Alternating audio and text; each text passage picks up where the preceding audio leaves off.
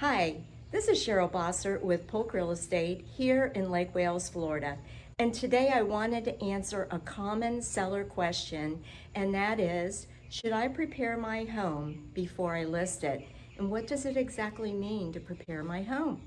Well, I've been a realtor for a really long time, and I always start off the conversation asking, do you want to sell your home for the most amount of money in the shortest amount of time? Almost always the answer is yes, and then I say, well, we need to talk about preparing your home because we want it to be in the best condition possible when we list it. So it's funny when you work with buyers, and I've worked with a lot of them, sometimes they can make a mountain out of a molehill for a little repair. So one of the first keys is go ahead and make all those needed repairs, get them off your list. Now, when you're interviewing realtors, they should offer to walk through your home with you, room by room, and help you make a list. When you're finished, look at that list. And if it's something you say, I can finish this, no problem, great.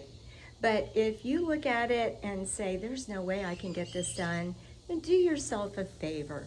Hire a handyman for a couple of hours and get it knocked out. Because the fewer repairs you have that are necessary, the easier your transaction is going to be. Now, next would be staging. Believe it or not, most buyers can't picture how they would put their furniture in your home. And there's probably a good number of you where you're still living in your home and your home is in essence staged. So what we're talking about is depersonalizing it and decluttering.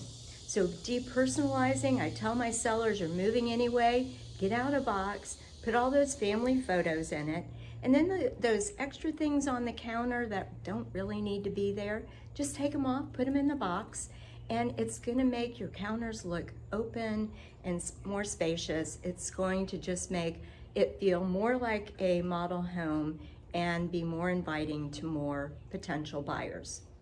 Now, lastly, let's talk about curb appeal. The National Association of Realtors statistics confirm that 15% of a home's overall sales price can be directly contributed to the curb appeal. So when the buyer drives up to your home and into your driveway, you want them to have that wow factor. Wow, this house looks amazing. And so what do you need to do to get that? Well, your yard needs to be well trimmed and manicured. Your driveway should be freshly pressure cleaned. Your paint on the home should be fresh, and your windows should be clean. And if you've done that, the buyer steps out of their car, they're walking up to your home, everything's positive, and they can't wait to see what else you have in store for them inside. Now, if you've worked to prepare your home in this manner, it's going to translate into a higher sales price for you and fewer days on the market. And let's face it, the fewer amount of showings that you have to put up with and the more money in your pocket, the better, right? So I'm here to give you this information and knowledge because there's a lot that goes into selling your home. And this is just the first step. There's a lot of steps between listing your home and getting it under contract and getting it to the closing table. I want you to have as much knowledge as you can so that it takes away a lot of the stress for you. And that's my goal, to make this as easy and stress-free as possible. Now, if you'd like more information or a free consultation, just go ahead and contact me, send me a message. My contact information is below. I'm here to help, and I look forward to speaking with you soon.